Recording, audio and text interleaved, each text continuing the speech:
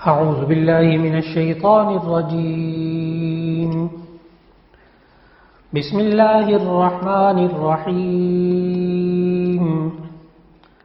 قال فما خطبكم أيها المرسلون قالوا إنا أرسلنا إلى قوم مجرمين صدق الله العظيم۔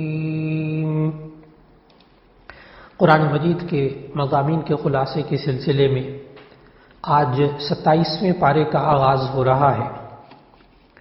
26ویں پارے کے آخری رکوع میں ان فرشتوں کا ذکر تھا جو حضرت ابراہیم علیہ السلام کے پاس آئے۔ حضرت ابراہیم علیہ السلام نے ان کو کھانا فراہم کیا، بھنا ہوا گوشت فراہم کیا، انہوں نے نہ کھایا کیونکہ ابراہیم علیہ السلام ان کو مہمان سمجھے تھے۔ لیکن جب حقیقت کھلی تو حضرت ابراہیم علیہ السلام نے پھر ان فرشتوں سے بات چیت کی۔ یہاں سے 27ویں پارے کا آغاز ہو رہا ہے کہ حضرت ابراہیم علیہ السلام نے ان سے پوچھا، ان فرشتوں سے، کہ پھر تم کس مقصد کی خاطر آئے ہو؟ ان فرشتوں نے کہا کہ ہمیں قوم لوط پر پتھروں کی بارش برسانے اور انہیں تباہ کرنے کے لیے بھیجا گیا ہے۔ اللہ تعالیٰ نے پھر قوم لوط پر جو عذاب آیا اس کا ذکر 27ویں پارے کے آغاز میں فرمایا۔ پھر اس کے بعد اللہ تعالیٰ نے قوم لوط کے ذکر کے بعد فرعون، قوم عاد، قوم سمود اور قوم نوح کا انجام بھی بتلایا۔ اللہ تعالیٰ نے پھر اس کے بعد انسان کی توجہ آسمان و زمین کی تخلیق کی طرف دلائی اور بتایا کہ اس کا خالق اللہ ہے اور اللہ نے ہر چیز کو جوڑا جوڑا پیدا کیا ہے۔ سورت کے اختتام پر اللہ تعالیٰ نے پھر بتایا کہ انسان اور جنات کے تخلیق کا جو مقصد ہے وہ اللہ تعالیٰ کی معرفت اور عبادت ہے، اور یہ بھی اللہ تعالیٰ نے بتایا کہ ساری مخلوق کا رزق اس کا ذمہ اللہ تعالیٰ کے ذمے ہے۔ اور پھر اس کے بعد کفار و مشرکین کو قیامت کے دن عذاب کی وعید سنائی گئی، اور اس طرح یہ گزشتہ 26ویں پارے سے سورت جو آ رہی تھی وہ سورت مکمل ہوئی۔ یہ سورہ قاف تھی جو اللہ تعالیٰ نے، سورہ ذاریات تھی جو کہ الحمدللہ مکمل ہوئی۔ اس کے بعد سورہ طور کا آغاز ہوتا ہے۔ سورہ طور یہ قرآن مجید میں ترتیب توقیفی کے اعتبار سے سورت نمبر 52 ہے، اور نازل ہونے کے اعتبار سے یہ سورت نمبر 76 ہے۔ مکی سورت ہے سورہ طور، ہجرت سے پہلے نازل ہوئی۔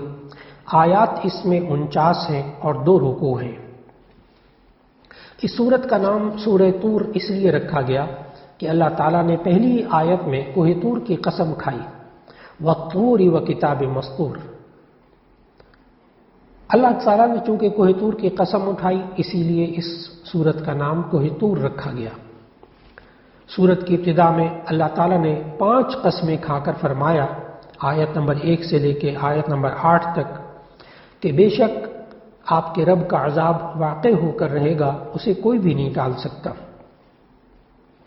چنانچہ ان آیات میں نبی کریم صلی اللہ علیہ وسلم نے بتایا کہ اللہ رب العزت نے انسان کو بہت زیادہ تنبیہ فرمائی، اور انسان اگر ان آیات کا بغور مطالعہ کرے تو قیامت پر انسان کا ایمان بہت پختہ ہو جاتا ہے۔ چنانچہ حضرت جبیر ابن مطعم رضی اللہ تعالیٰ عنہ کا واقعہ لکھا ہے احادیث کی کتب میں کہ وہ اس وقت زمانہ کفر میں تھے، ابھی انہوں نے اسلام قبول نہیں کیا تھا، تو وہ بدر کے قیدیوں کے سلسلے میں بات چیت کرنے کے لیے مدینہ منورہ آئے۔ تو جب وہ پہنچے مدینہ منورہ تو اس وقت نبی صلی اللہ علیہ وسلم نماز مغرب میں سورہ طور کی آیت تلاوت کر رہے تھے۔ جب نبی صلی اللہ علیہ وسلم نے سورہ طور کی آیت نمبر 7 پڑھی جس میں اللہ تعالیٰ نے فرمایا بے شک آپ کے رب کا عذاب واقع ہو کر رہے گا، تو حضرت جبیر فرماتے مجھے یوں لگا کہ میرا دل پھٹ جائے گا، چنانچہ میں نے نزول عذاب کے ڈر سے اسلام قبول کر لیا۔ پھر نبی صلی اللہ علیہ وسلم جب یہ آیت نمبر 35 اور 36 کی تلاوت فرمائی آپ نبی صلی اللہ علیہ وسلم نے، جس میں اللہ تعالیٰ نے سوال کیا کیا یہ کسی کے پیدا کیے بغیر ہی پیدا ہو گئے ہوں گے، یا انہوں نے خود ہی اپنے آپ کو پیدا کر لیا ہے، یا انہوں نے آسمان اور زمین کو پیدا کیا؟ نہیں، بلکہ یقین ہی وہ رکھتے۔ تو نبی صلی اللہ علیہ وسلم نے ان آیات کی بھی بڑی اہمیت فرمائی کہ یہ فرمایا کہ آیات سن کر مجھے خیال ہوا کہ میرا دل اور ہوش و حواس اڑ جائیں گے۔ اس طرح اللہ تعالیٰ نے انسان کو جھنجھوڑا ان آیات کے اندر اور بیدار کیا، تاکہ انسان ان قرآن حکیم کی آیات میں غور و فکر کرے تو انسان کا دل متاثر ہو جاتا ہے۔ اس کے بعد سورہ طور کے اندر اللہ تعالیٰ نے متقین کے دائمی ٹھکانے کا ذکر کیا، اور جنت کی نعمتوں کا اللہ تعالیٰ نے سورہ طور میں ذکر فرمایا۔ آیت نمبر 22 سے لے کر 24 تک اللہ تعالیٰ نے بتایا کہ وہاں جنت کے اندر متقین کو حور و غلمان ملیں گی، لذیذ پھل ملیں گے، گوشت ملیں گے، اور جامع طہور ملے گا۔ نعمت انسان کو اتنی زیادہ ملیں گی جس کا انسان تصور نہیں کر سکتا۔ پھر اس کے بعد آیت نمبر 25 سے لے کر 28 تک اللہ تعالیٰ نے بتایا کہ ہم اس سے پہلے اپنے گھر والوں کے درمیان ڈرا کرتے تھے، پس اللہ نے ہم پر احسان کیا۔ اور یہ لوگ آپس میں وہاں بات چیت کریں گے جنتی کہ ہم سے پہلے اپنے گھر والوں کے درمیان ہم رہتے ہوئے ڈرا کرتے تھے، پس اللہ نے ہم پر احسان کیا اور ہمیں تیز گرم ہواؤں کے عذاب سے بچا لیا۔ ہم اس سے پہلے اس کی عبادت کرتے تھے، بے شک وہ بڑا اللہ محسن اور مہربان ہے۔ پھر اس کے بعد کی آیات میں نبی کریم صلی اللہ علیہ وسلم کی دعوت کے بارے میں مشرکین کے رویوں کا ذکر کیا۔ آیت نمبر 29 میں اللہ نے ذکر کیا کہ کس طرح یہ لوگ نبی صلی اللہ علیہ وسلم کا مذاق اڑاتے تھے، آپ کو کاہن کہتے تھے، کبھی مجنون کہتے تھے۔ اللہ تعالیٰ نے نبی صلی اللہ علیہ وسلم کو سمجھایا کہ آپ اپنی دعوت کا سلسلہ جاری رکھیں، یہ آپ کا کچھ نہیں بگاڑ سکتے۔ پھر سورت کے اختتام میں اللہ تعالیٰ نے مشرکین کے نظریات کی تردید فرمائی اور اللہ تعالیٰ کو ایک اور اس کی توحید کے بارے میں تعلیم دی، اور پھر ان مشرکین کے بارے میں مذمت کی کہ جو فرشتوں کو اللہ تعالیٰ کی بیٹیاں بناتے ہیں۔ پھر اللہ تعالیٰ نے آیت نمبر 48 میں نبی صلی اللہ علیہ وسلم کو آخر میں حکم دیا کہ آپ تبلیغ اور دعوت کرنے میں صبر سے کام لیں اور اللہ کی تسبیح و تحمید کرتے رہیں، اور یہ بھی بتایا کہ اللہ آپ کی حفاظت کرے گا۔ اور پھر آخر میں یہ بھی بتایا کہ ظالموں کو دو قسم کے عذابوں کا سامنا کرنا پڑے گا، ایک دنیا کا عذاب اور دوسرا آخرت کا عذاب۔ پھر اس کے بعد سورۃ النجم کا آغاز ہوتا ہے، جو ترتیب توقیفی کے اعتبار سے سورت نمبر 53 ہے اور نازل ہونے کے اعتبار سے سورت نمبر 23 ہے۔ یہ مکی سورت ہے، سورۃ النجم ہجرت سے پہلے نازل ہوئی۔ اس میں کل 62 آیات ہیں اور 3 رکوع ہیں۔ اس کا نام سورۃ النجم اس لیے رکھا گیا کہ نجم عربی میں ستارے کو کہتے ہیں، اور اللہ تعالیٰ نے اس سورت کی پہلی آیت میں ستاروں کی قسم کھائی، وَالنَّجْمِ إِذَا هَوَىٰ، اس لیے اس سورت کا نام سورہ نجم رکھا گیا۔ اس سورت کے اندر اللہ تعالیٰ نے گرتے ہوئے ستاروں کی قسم کھا کر نبی کریم صلی اللہ علیہ وسلم کی صداقت بیان کی کہ اللہ تعالیٰ قدرت اور بادشاہت کے عجائب و غرائب کا مشاہدہ معراج کے موقع پر کرایا۔ سورۃ النجم کے اندر اللہ تعالیٰ نے مسجد اقصیٰ سے سدرۃ المنتہا تک جانے کا ذکر فرمایا۔ قرآن مجید میں معراج کا تذکرہ 2 جگہ پر ہے۔ معراج کے 2 سفر، 2 حصے ہیں معراج کے سفر کے۔ ایک حصہ زمینی ہے، مسجد حرام سے مسجد اقصیٰ تک، یعنی مکہ مکرمہ سے لے کر اور فلسطین تک۔ اس کا ذکر 15ویں پارے کی سورہ بنی اسرائیل کی ابتدائی آیات میں ہے، سبحان الذی اسری بعبدہ لیلا من المسجد الحرام الی المسجد الاقصیٰ، کہ پاک ہے وہ ذات جو بندے کو راتوں رات لے گئی مسجد حرام سے مسجد اقصیٰ تک۔ تو وہاں معراج کا زمینی سفر مذکور ہے۔ اور سورۃ النجم کے اندر اللہ تعالیٰ نے آیت نمبر 1 سے لے کر آیت نمبر 18 تک اللہ تعالیٰ نے معراج کے دوسرے سفر کا ذکر کیا، جو کہ مسجد اقصیٰ سے سدرۃ المنتہا تک کا سفر تھا۔ چنانچہ اللہ تعالیٰ نے اس کے اندر معراج کے معجزے کے ذکر کے ساتھ ساتھ اللہ تعالیٰ کی قدرت اور بادشاہت کے عجائب و غرائب مشاہدے کا ذکر کیا۔ حضرت جبرائیل علیہ السلام کو اصلی صورت میں دکھایا، جنت، دوزخ، بیت معمور اور سدرۃ المنتہا جیسی نشانیاں اللہ تعالیٰ نے ذکر فرمائی۔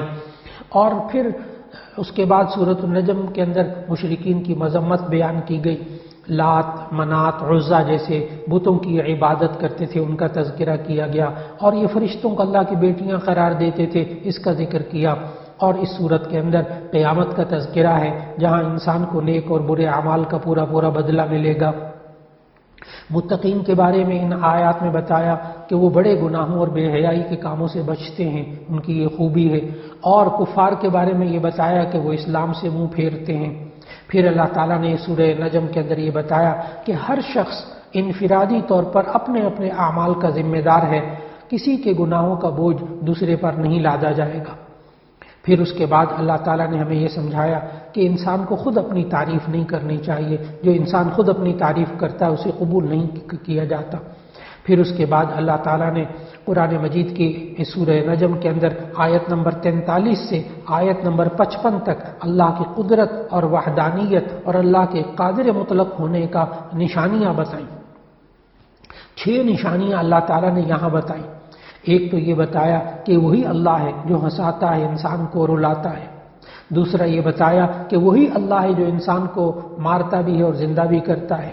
تیسرا یہ بتایا کہ وہی اللہ ہے جس نے نر اور مادے کو پیدا کیا، مذکر اور مؤنث کو پیدا کیا۔ پھر چوتھا یہ بتایا کہ دوبارہ بھی پیدا کرنا وہ اللہ ہی کے ذمے ہے۔ پھر 5ویں بات یہ بتائی کہ وہی اللہ ہے جو انسان کو مالدار بناتا ہے، انسان کو نعمتیں دیتا ہے۔ 6ٹھی بات یہ بتائی کہ وہی اللہ ہے جس نے نافرمان قوموں کو ہلاک کیا۔ پھر اس کے بعد سورت کا جہاں اختتام ہوتا ہے سورہ نجم کا، سورہ نجم کے اختتام میں جو مشرکین کے رویے تھے ان کا اللہ تعالیٰ نے ذکر کیا، اور اللہ تعالیٰ نے آخری آیات میں فرمایا کیا تم اس کلام سے تعجب نہیں کرتے کہ ہنس رہے ہو، روتے نہیں ہو، بلکہ تم کھیل رہے ہو؟ اب اللہ کے سامنے سجدہ کرو اور اسی کی عبادت کرو۔ اس پر سورت کا اختتام ہوا۔ پھر سورۃ القمر کا آغاز ہوا۔ سورۃ القمر یہ ترتیب توقیفی کے اعتبار سے سورت نمبر 54 ہے، اور نازل ہونے کے اعتبار سے سورت نمبر 37 ہے۔ یہ مکی سورت ہے سورۃ القمر، ہجرت سے پہلے نازل ہوئی۔ اس میں کل 55 آیات ہیں اور 3 رکوع ہیں۔ سورۃ القمر اس کا نام اس لیے رکھا گیا کہ پہلی ہی آیت میں اللہ تعالیٰ نے قمر یعنی چاند کا ذکر کیا۔ اقتربت الساعۃ وانشق القمر، قیامت قریب آ پہنچی اور چاند شق ہو گیا، یعنی چاند 2 ٹکڑے ہو گیا۔ نبی کریم صلی اللہ علیہ وسلم کے اس معجزے کے بارے میں چونکہ اس کا ذکر ہے، اس لیے اس کو معجزہ شق القمر کہتے ہیں۔ اور یہ معجزہ شق القمر کی جو حدیث ہے یہ بخاری شریف اور مسلم شریف دونوں میں موجود ہے کہ نبی کریم صلی اللہ علیہ وسلم نے اپنی شہادت کی انگلی اور درمیان والی انگلی اٹھاتے ہوئے یہ فرمایا کہ مجھے اور قیامت میں اس طرح بھیجا گیا، دونوں جیسے ساتھ ساتھ ہیں۔ اور نبی کریم صلی اللہ علیہ وسلم کے مشہور معجزہ ہے جو اہل مکہ نے آپ صلی اللہ علیہ وسلم سے معجزے کا مطالبہ کیا تو آپ صلی اللہ علیہ وسلم نے چاند کی طرف اشارہ کر کے فرمایا اور اس کے 2 ٹکڑے ہو گئے۔ تو یہ اقتربت الساعۃ، قیامت قریب ہے، یہ بھی بخاری شریف اور مسلم شریف کی حدیث سے سمجھ میں آیا کہ جس طرح 2 انگلیاں ساتھ ساتھ ہیں اتنا قریب ہوں میں قیامت کے، نبی صلی اللہ علیہ وسلم نے فرمایا۔ اور وانشق القمر، اس میں بھی قیامت کی علامت یعنی معجزہ شق القمر بتایا کہ اس کی وجہ سے بھی قیامت جو ہے وہ قریب آ چکی۔ تو ایک ہی آیت کے اندر یہ 2 باتیں سمجھنا بہت ضروری ہے۔ پھر اس کے بعد اللہ تعالیٰ نے سورۃ القمر کے اندر ہمیں سمجھایا کہ یہ لوگ جو ہیں جنہوں نے معجزہ مانگا تھا، یہ اگر کوئی بھی معجزہ دیکھ لیں گے تو منہ پھیر لیں گے اور یہ کہیں گے یہ پہلے سے چلا آتا ہوا جادو ہے۔ تو اللہ تعالیٰ نے نبی صلی اللہ علیہ وسلم کو حکم دیا کہ آپ ان سے اعراض فرمائیں اور اس دن کا انتظار کریں جب یہ قبروں سے اس حال میں کھڑے ہوں گے کہ ان کی آنکھیں جھکی ہوئی ہوں گی، چہروں کے اوپر ذلت کی سیاہی چھائی ہوگی، پکارنے والے کی طرف دوڑتے ہوئے جائیں گے اور خود کہیں گے کہ یہ دن تو ہمارے لیے بڑا سخت ثابت ہوا ہے۔ پھر اس کے بعد یہ سورۃ النجم، اس سورت کے اندر اللہ تعالیٰ نے سورۃ القمر میں کفار کے بارے میں یہ ذکر کیا کہ دیکھو جیسا عذاب پہلی قوموں پر آیا اسی طرح تم پر بھی عذاب آ سکتا ہے۔ اللہ تعالیٰ نے تباہ شدہ اقوام کا حوالہ دے کر اللہ نے کہا کہ بتاؤ میرا عذاب اور میری ڈرانے والی باتیں کیسی رہیں۔ پھر اس کے بعد اللہ تعالیٰ نے اس سورت کے اندر ایک خاص بات ہے کہ اللہ تعالیٰ نے اس سورت کے اندر 4 مرتبہ ایک بات فرمائی، وَلَقَدْ يَسَّرْنَا الْقُرْآنَ لِلذِّكْرِ فَهَلْ مِن مُدَّكِرٍ۔ یہ بے عینی بالکل یہی جملہ اس سورۃ القمر کے اندر 4 مرتبہ آتا ہے، جس کا ترجمہ یہ ہے اور بے شک ہم نے قرآن کو سمجھنے کے لیے آسان کر دیا ہے، پس کیا کوئی ہے نصیحت حاصل کرنے والا؟ آیت نمبر 17 میں پہلے آیا، پھر آیت نمبر 22 میں یہ جملہ آیا، پھر آیت نمبر 32 میں یہ جملہ آیا، پھر آیت نمبر 40 میں یہ جملہ آیا، وَلَقَدْ يَسَّرْنَا الْقُرْآنَ لِلذِّكْرِ فَهَلْ مِن مُدَّكِرٍ۔ تو اللہ تعالیٰ نے قرآن مجید کو آسان بنایا ہے، اسے پڑھنا آسان ہے، اسے حفظ کرنا آسان ہے، اس کی نصیحتوں پر عمل کرنا آسان ہے، اس کی جتنی باتیں ہیں وہ آسانی سے عقل میں سمجھ میں آ جاتی ہیں، اور پھر اس کے ساتھ ساتھ چھوٹے چھوٹے بچے، معصوم بچے اس کو اپنے سینوں کے اندر، ذہنوں میں محفوظ کر رہے ہیں، کتنا آسان ہے ان کے لیے، اور اس کا اثر انسان کے دل پر ہوتا ہے، انسان آسانی سے ہدایت طلب کر لیتا ہے۔ تو وَلَقَدْ يَسَّرْنَا الْقُرْآنَ لِلذِّكْرِ فَهَلْ مِن مُدَّكِرٍ، اللہ تعالیٰ نے قرآن حکیم کو واقعی آسان بنایا ہے، لیکن آسان ہونے کا یہ مطلب نہیں ہے کہ صرف ترجمہ پڑھنے کے بعد اور صرف تفسیر خود سے پڑھنے کے بعد انسان مجتہد بن جائے، ایسا نہیں ہونا چاہیے، اس لیے کہ مسائل کا جو استنباط ہے، اس کی جو گہرائی ہے، اس کے اندر جو معانی اور مفاہیم ہے، وہ تو بڑے بڑے مفسرین نے تفاسیر لکھ دی اور لکھنے کے بعد یہ کہا کہ ہم تفسیر کا حق ادا نہیں کر سکے۔ اس لیے قرآن مجید آسان ہے ان معانی میں جن کا بھی پہلے ذکر کیا گیا، اور جہاں تک مسائل معلوم کرنا ہے، استنباط کرنا ہے، اور اس کی گہرائی میں جا کر اس کے جو ہے وہ قیمتی موتی تلاش کرنا ہے، اور زندگی کے بارے میں اور آخرت کے بارے میں گہرائی کی باتیں معلوم کرنا ہے، یہ مفسرین کا کام ہے، یہ واقعی ایک جان جوکھوں کا کام ہے، بڑی ہمت محنت کا کام۔ پھر سورت کے اختتام میں اللہ تعالیٰ نے فرمایا کہ ہم نے ہر چیز کو ایک خاص اندازے سے پیدا کیا ہے۔ آیت نمبر 49 میں اللہ تعالیٰ نے تقدیر کا ذکر کیا کہ اس کائنات میں جو کچھ بھی ہے، چاہے وہ اچھا ہو یا برا ہو، سب اللہ کی مخلوق ہے، اور اللہ نے اس کو لوح محفوظ میں لکھا ہوا ہے، اور موجود ہونے سے پہلے اللہ کو سب کچھ معلوم ہے، اس لیے تقدیر پر ایمان رکھنا بھی ضروری ہے۔ اور پھر اللہ تعالیٰ نے ان آیت میں بتایا کہ انسانوں کی چھوٹی چھوٹی باتیں بھی سب لوح محفوظ میں درج ہیں، اور کرامن کاتبین بھی لکھ رہے ہیں، لہذا کسی گناہ کو چھوٹا سمجھ کر اس کا ارتکاب نہیں کرنا چاہیے، اور کسی بھی چھوٹی سی نیکی کو حقیر نہیں سمجھنا چاہیے، کیا پتہ یہی کام آ جائے۔ پھر آخر میں اللہ تعالیٰ نے متقین کو اچھے انجام اور اللہ کی رضا کی اور ان کو عزت ملنے کی بشارت سنائی، جو جنت میں اللہ تعالیٰ ان کو نعمتیں عطا فرمائے گا۔ پھر اس کے بعد سورۃ الرحمن کا ذکر ہے۔ سورۃ الرحمن یہ ترتیب توقیفی یعنی قرآن مجید کی ترتیب کے اعتبار سے یہ سورت نمبر 55 ہے، اور نازل ہونے کی ترتیب سے یہ سورت نمبر 97 ہے۔ یہ مدنی سورت ہے، ہجرت کے بعد نازل ہوئی۔ اس میں کل آیات 78 ہیں اور 3 رکوع ہیں۔ اس کا نام سورۃ الرحمن اس لیے رکھا گیا کہ اس کی پہلی ہی آیت میں یہ نام موجود ہے، الرحمن علم القرآن۔ یہ سورت اللہ تعالیٰ کی صفت سے شروع ہو رہی ہے، یعنی صفت رحمان سے، اس لیے اس کا نام سورۃ الرحمن رکھا گیا۔ اس سورت میں اللہ تعالیٰ نے اپنی نعمتیں بیان فرمائی، جن میں سب سے پہلی نعمت قرآن حکیم کا اتارا جانا اور بندوں کو تعلیم دینا کہ یہ نعمت سب سے بڑی نعمت ہے جو اللہ تعالیٰ نے ہمیں عطا فرمائی۔ اور رب اللہ تعالیٰ نے سورت کا آغاز اپنی صفت الرحمن سے فرمایا، آگاہ کیا کہ اللہ کی ساری نعمتیں خصوصاً قرآن کی نعمت اس کے رحمان ہونے کے فیض کی وجہ سے ہیں، اور رحمان ہونے کی وجہ سے وہ بندوں پر رحم کرتا ہے، انہیں ہر طرح کی نعمتیں عطا فرماتا ہے، ان کی تعلیم اور ہدایت کے لیے اس نے قرآن نازل کیا، یہ بھی رحمان کی رحمت کا تقاضا ہے۔ پھر اس کے بعد اللہ تعالیٰ نے اس کائنات میں پھیلی ہوئی مختلف نعمتوں کا ذکر کیا۔ آیت نمبر 5 میں اللہ تعالیٰ نے ذکر کیا کہ سورج اور چاند جو اللہ کے ٹھہرائے ہوئے ہیں اور اپنے حساب سے اپنی اپنی منزلوں پہ رواں دواں ہیں، یہ سب اللہ کے حکم سے ہے۔ پھر دوسرا اللہ نے آیت نمبر 6 میں بتایا کہ ستارے اور درخت جو اللہ کے سامنے سجدہ ریز ہیں۔ آیت نمبر 10 میں بتایا کہ زمین جسے مخلوق کے لیے کسی فرش کی طرح بچھا دیا گیا ہے۔ آیت نمبر 11 اور 12 میں بتایا کہ مختلف میوے، اناج اور پھل اور پھول جس سے انسان فائدہ اٹھاتا ہے۔ آیت نمبر 19 اور 20 میں بتایا کہ میٹھے اور کھارے پانی کے دریا جو اپنی اپنی جگہ جاری ہیں۔ اور آیت نمبر 22 میں بتایا کہ وہ موتی اور جواہرات اور مونگے جو ان دریاؤں سے نکالے جاتے ہیں۔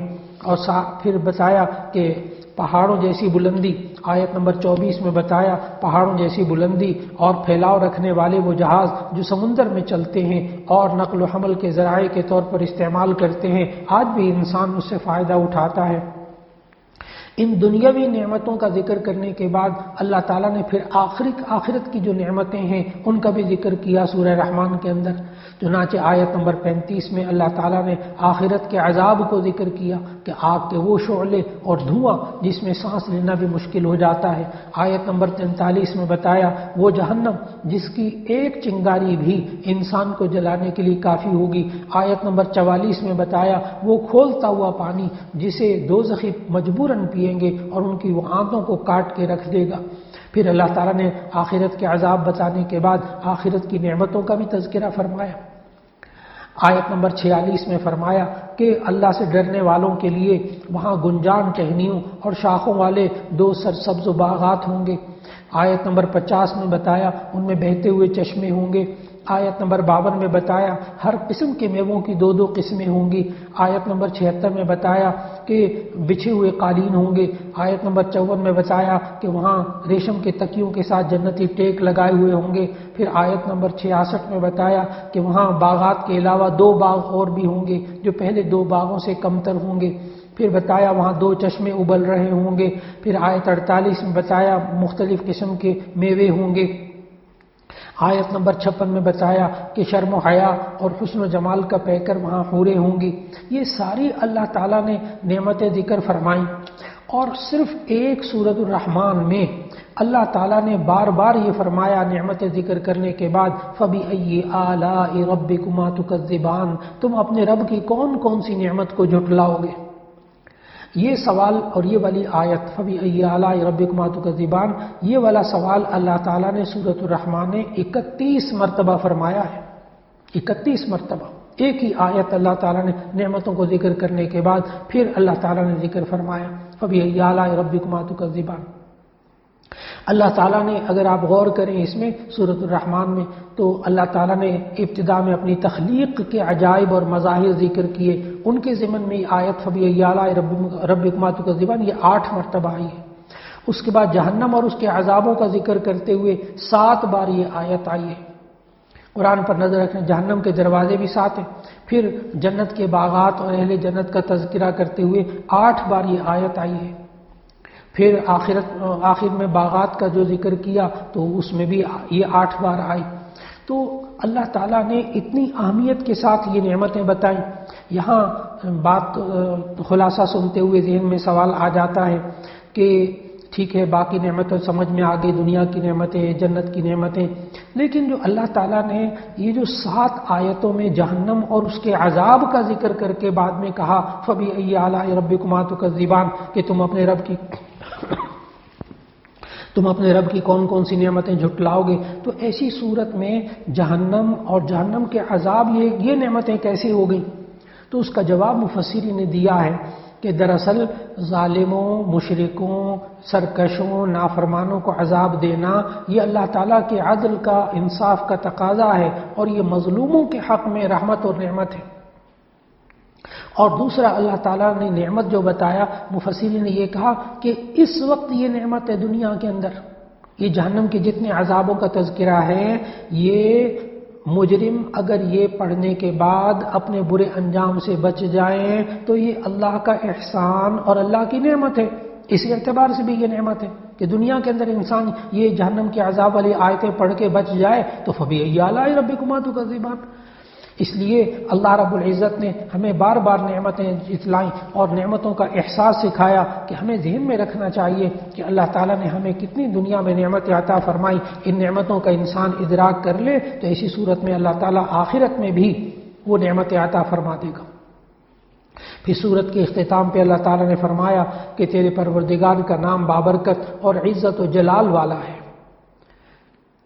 پھر اس کے بعد اللہ رب العزت نے سورۃ الواقعہ کا ذکر فرمایا۔ سورۃ الواقعہ یہ ترتیب توقیفی کے اعتبار سے سورت نمبر 56 ہے، اور نازل ہونے کی ترتیب سے یہ سورت نمبر 46 ہے، مکی سورت ہے، ہجرت سے پہلے نازل ہوئی۔ سورۃ الواقعہ کے اندر 96 آیات ہیں اور 3 رکوع ہیں۔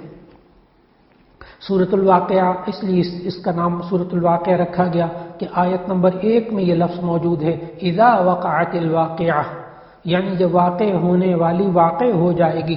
واقعہ کا معنی واقع ہونے والی یعنی قیامت، اس وجہ سے اس کا نام سورۃ الواقعہ رکھا گیا۔ حضرت عبداللہ ابن مسعود رضی اللہ تعالیٰ عنہ سے ایک روایت ہے اس سورۃ الواقعہ کی فضیلت کے بارے میں کہ جو شخص ہر رات سورہ واقعہ پڑھے گا اسے کبھی بھی فاقے کا سامنا نہیں کرنا پڑے گا. یہ سورہ واقعہ کی فضیلت معلوم ہوتی ہے. اور اللہ تعالیٰ نے ان آیات میں بتایا کہ قیامت کب قائم ہوگی، بتایا کہ زمین میں زلزلہ آئے گا، پہاڑ ریزہ ریزہ ہو جائیں گے اور انسان 3 گروہوں میں تقسیم ہو جائیں گے. ایک اصحاب الیمین جو کہ جنتی ہوں گے، ایک اصحاب الشمال جو دوزخ میں جانے والے ہوں گے، اور ایک سابقون ہوں گے یعنی وہ خواص مؤمنین جو نیکی کے کاموں میں دوسروں سے سبقت لے جانے کی کوشش کیا کرتے تھے. اللہ تعالیٰ نے آیت نمبر 1 سے لے کر آیت نمبر 56 تک انسان کو 3 گروہوں میں تقسیم کرنے کے بعد تفصیل میں پھر ہر ایک کے لیے اللہ تعالیٰ نے جزا کا بھی ذکر کیا. اور اس کے بعد اس صورت کے اندر اللہ تعالیٰ نے اپنے کمال اور اپنی قدرت کا بھی بیان کیا. اللہ تعالیٰ نے 5 انداز سے ان آیات میں اپنی قدرت اور اپنے کمال قدرت اللہ تعالیٰ نے بتائی. اور ایک تو یہ بتایا وہی اللہ ہے جو پانی کے قطرے سے انسان بنا سکتا ہے. دوسرا یہ بتایا کہ وہی اللہ ہے جو مٹی میں ڈالے جانے والے پودے کو اور بیج کو پودا بناتا ہے اور اسے درخت بنا سکتا ہے. پھر بتایا تیسری چیز کہ وہی اللہ ہے جو بادلوں سے پانی برساتا ہے. اور چوتھا یہ بتایا کہ وہی اللہ ہے جو درخت سے آگ پیدا کر سکتا ہے. پھر 5واں یہ بتایا کہ وہی اللہ ہے جو مردہ انسان کو دوبارہ زندہ بھی کر سکتا ہے. اللہ تعالیٰ نے قرآن مجید کے اندر مختلف چیزوں کی قسم کھائی. اس صورت کے اندر اللہ تعالیٰ نے ستاروں کے گرنے کی قسم کھائی. آیت نمبر 76 میں فرمایا اگر تمہیں علم ہو تو یہ بہت بڑی قسم ہے. یہ قسم کھا کر اللہ نے آیت نمبر 77 سے آیت نمبر 80 تک ہمیں سمجھایا بے شک یہ قرآن بہت بڑی عزت والا ہے جو ایک محفوظ کتاب میں درج ہے جسے پاک لوگ ہی چھو سکتے ہیں. یہ رب العالمین کی طرف سے اترا ہوا ہے. پھر اللہ رب العزت نے ستاروں کی قسم کھا کے ہمیں احساس دلایا کہ آج کی جدید سائنس میں بھی انسان ستاروں کو بہت زیادہ اہمیت دیتا ہے. ستاروں کے ذریعے اللہ تعالیٰ نے ہمیں سمجھایا قرآن مجید کے اندر کہ یہ بر و بحر کی تاریکیوں میں انسان انہی ستاروں کے ذریعے رہنمائی حاصل کرتا ہے. اور اللہ تعالیٰ نے سورت کے اختتام میں بتایا کہ انسانوں کے 3 گروہوں کے لیے جس جزا اور سزا کی میں نے خبر دی ہے آیت نمبر 95 سے 96 تک بتایا یہ خبر مکمل طور پر حق اور یقینی ہے. پس تم اپنے عظیم الشان رب کی تسبیح کی بیان کیا کرو. اسی کے ساتھ سورت کا اختتام ہوا. اس کے بعد سورۃ الحدید ہے. سورۃ الحدید یہ قرآن مجید میں ترتیب توقیفی کے اعتبار سے سورت نمبر 57 ہے اور اس کا نازل ہونے کا نمبر 94 ہے. سورۃ الحدید یہ مدنی سورت ہے، ہجرت سے پہلے نازل ہوئی. اس میں کل 29 آیات ہیں اور 4 رکوع ہیں. اس کا نام سورۃ الحدید اس لیے رکھا گیا کہ اللہ تعالیٰ نے آیت نمبر 25 میں اس کا ذکر فرمایا. حدید یعنی لوہے کا، حدید لوہے کو کہتے ہیں. وَأَنزَلْنَا الْحَدِيدَ فِيهِ بَأْسٌ شَدِيدٌ یعنی اللہ تعالیٰ نے بتایا کہ ہم نے لوہے کو پیدا کیا ہے تو اس میں بہت زیادہ سختی بھی ہے. اللہ تعالیٰ لوہے کو نرم کر دیتا ہے انسان کے لیے، پھر انسان مختلف چیزیں بناتا ہے. اللہ تعالیٰ نے چونکہ اس میں حدید لوہے کا ذکر کیا اس لیے اس کا سورت کا نام سورۃ الحدید رکھا گیا. اللہ تعالیٰ نے آیت نمبر 1 سے لے کر آیت نمبر 6 تک ہمیں بتایا کہ دیکھو کہ کائنات میں جو کچھ ہے وہ سب اللہ کا ہے اور وہی اللہ ہر چیز کا خالق اور مالک ہے. کائنات کی ہر چیز اللہ کی حمد اور اس کی تسبیح بیان کرتی ہے. پھر اللہ نے سمجھایا کہ انسان اور حیوان، شجر اور حجر، جن اور فرشتے، جمادات اور نباتات سب کے سب اللہ کی بڑائی کا اقرار کرتے ہیں. پھر اس کے بعد سمجھایا جب کچھ نہیں تھا تو اللہ تھا، جب کچھ نہیں رہے گا تب بھی اللہ ہی ہوگا. اور پھر سمجھایا ہر چیز پر اللہ غالب ہے اور اس پر کوئی غالب نہیں آ سکتا. پھر اللہ تعالیٰ نے ہمیں سمجھایا کہ وہ ظاہر اتنا ہے کہ ہر چیز میں اس کی شان نظر آتی ہے. پھر سمجھایا کہ وہ باطن اور ایسا مخفی ہے اللہ کی ذات کہ کوئی عقل اس کی حقیقت تک نہیں پہنچ سکتی اور حواس اس کا ادراک نہیں کر سکتے. پھر اس کے بعد اللہ تعالیٰ نے فرمایا کہ اللہ اور اس کے رسول صلی اللہ علیہ وسلم پر ایمان لانے اور دین کی سربلندی کے لیے مال اور جان قربان کرنے کا حکم دیا۔ چنانچہ آیت نمبر 10 میں سورۃ الحدید کی فرمایا، تمہیں کیا ہو گیا، تم اللہ کی راہ میں خرچ نہیں کرتے، حقیقت میں تو آسمان اور زمین کی میراث کا اللہ ہی مالک ہے۔ پھر اللہ تعالیٰ نے بتایا کہ تمہاری موت کے بعد تمہارے مال و متاع اور یہ سارے سونا چاندی اس کا وہ اکیلا ہی اللہ مالک ہوگا۔ اللہ تعالیٰ نے آیت نمبر 11 میں فرمایا، کون ہے جو اللہ تعالیٰ کو اچھی طرح قرض دے پھر اللہ تعالیٰ اسے اس کے لیے بڑھاتا چلا جائے، اس کے لیے پسندیدہ اجر ثابت ہو جائے۔ پھر آیت نمبر 12 سے لے کر 15 تک اللہ تعالیٰ نے انفاق فی سبیل اللہ کی ترغیب دی کہ مخلص اہل ایمان اور منافقوں کا جو حال ہوگا اسے بیان کیا گیا۔ پھر اللہ تعالیٰ نے ایمان والوں کو جگانے کے لیے خبردار کیا کہ وہ منافقوں اور یہود و نصارہ کی طرح دنیا کی زندگی کو اور اس کی ظاہری کشش سے کہیں دھوکہ نہ کھائیں۔ آیت نمبر 16 میں اللہ تعالیٰ نے بتایا، کیا اب تک ایمان والوں کے لیے وہ وقت نہیں آیا کہ ان کے دل ذکر الہی سے اور جو حق اتر چکا اس سے نرم ہو جائیں اور ان کی طرح نہ ہو جائیں جنہیں ان سے پہلے کتاب دی گئی، پھر جب ان پر ایک زمانہ گزر گیا تو ان کے دل سخت ہو گئے اور ان میں سے بہت سارے گناہگار ہیں۔ پھر اس کے بعد اللہ تعالیٰ نے انسان کے سامنے دنیا کی زندگی کی حقیقت بیان کی تاکہ وہ اس ظاہری زیب و زینت سے کہیں دھوکہ نہ کھا جائے۔